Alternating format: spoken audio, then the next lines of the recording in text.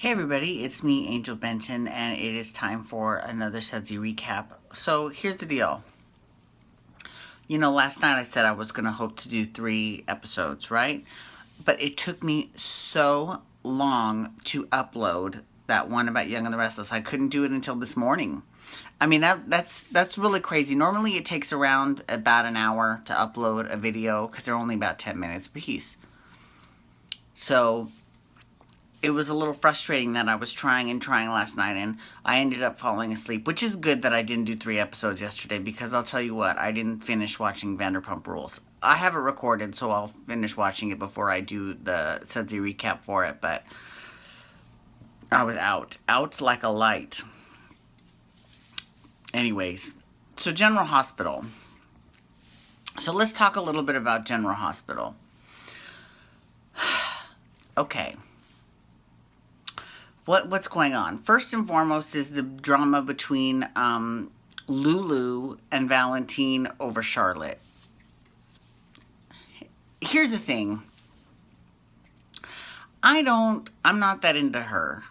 Like, I'm sure she's probably a lovely young girl in real life, but just her character, I'm over Charlotte. Like, we as and Carolyn Hinsey sort of agrees with this, because she kind of wrote about it, but it's difficult. She basically thinks that we shouldn't like her because everything happened off screen. So why would we care what happened? And I agree with that to a certain extent. I do. So why do I care about this kid? But also, I think this kid is just annoying. Like, first of all, she's not like she's not younger than Rocco, right? So she's older than Rocco. Obviously, she's much bigger. And yet, she had no problems thinking that Nathan was her father, and then Griffin, and then the whole time she's known Valentine as her father, and she never spoke up and said anything. Excuse me, what? That kind of is stretching the limits of believability, in my opinion, at least. So yeah. I think we'll be finding out soon what happened to Claudette, because, it came out a couple weeks ago that Nathan is still technically married to her. And we'll find out. They said 3 weeks. They said that he has to wait 3 weeks. He'll post a notice in the paper, and then when she doesn't answer in 3 weeks, he can get a divorce in absentia. So we'll see how that works out. Because Maxie hasn't been on this a lot. This past week she wasn't on a lot. Again, this is the thing where, Obama gave his speech on Friday and they canceled General Hospital. And in fact, and this is the thing about Friday. I'm pretty sure that Friday was when we found out that it was actually Olivia Jerome being the person that wants to get Julian. Because he did kill her originally. So that would make sense. And it would also make sense why she would hate Sonny, because he's, her competition. So, but anyways, we didn't get to see it because we didn't get to see that entire episode on Friday. So that's a little bit frustrating. That's a little annoying. Yes, I know I could watch it on my phone if I, had to. But, I mean, like, I could watch it on my phone, but what about people that don't have the app or don't have a smartphone? I mean, these are the people that are the actual demographic of soap operas. So the fact that, it makes it so difficult for them to watch, it's pretty difficult. I will say this, though.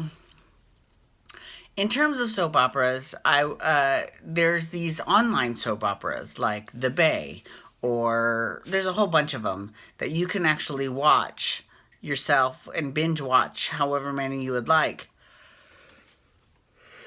Sorry. So when you do that, I mean, I think it's great that the actors and writers and directors from daytime television are taking their genre online, because what choice do they have, right? And in fact, I would love to see if some of the old shows that we have bid farewell to, like Passions or Sunset Beach or As the World Turns, Guiding Light, if one of those would come back in the online space, I think that would be great, especially Guiding Light. Like, I would love to see Guiding Light come back, just because Guiding Light, when it was on the air, it was the oldest running TV show. Like, when Guiding Light first started, it was a radio show. Like, it predated the television. So that's pretty fierce.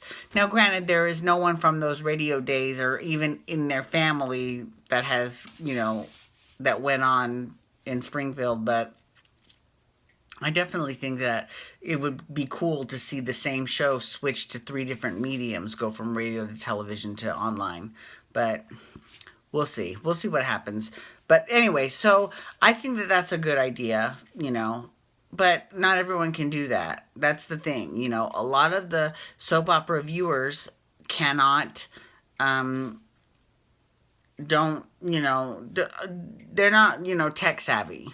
And listen, because my grandma she was just like that. She was, she could tell you exactly what happened on General Hospital, but she couldn't tell you how to send a text message, right? So, it's just those types of things that makes it very frustrating. But like I said, there are times when, oh no, it wasn't Obama's speech that interrupted. It was actually that hostage standpoint, that hostage standoff. No, it wasn't hostage. It was a shooting in Fort Lauderdale. I'm sorry. It's been a very long day and I'm having a difficult time. Okay, so there was the shooting in Fort Lauderdale, and that's why they didn't air General Hospital. Okay, and if something like that happens, it's one of those situations where, yeah, okay, I get it. I understand. However, do we need to spend, an hour after the situation is over and they haven't really added anything new to the table? I don't think so. But I definitely agree with the fact that they had to cut in to let you know about that, because that is, that's important. I just don't think that they needed to spend all hour on it. That's all. Because especially by the time General Hospital rolled around here on the West Coast at 1 o'clock, it was 4 o'clock over there. It was pretty much over. So, okay, you cut in for a half an hour, and then at least you air that last half hour of the show, because let's be real, that's when everything happens, on Mondays, Wednesdays, and Fridays. The last half of Friday, the first half of Monday, and then pretty much all day Wednesday, actually. But that's it. So at least we would have gotten to see something on Friday if they would have, Air General Hospital. And the difficult thing is that whenever they do, like, let's say they say, oh, tonight's General Hospital will air at like 3 in the morning.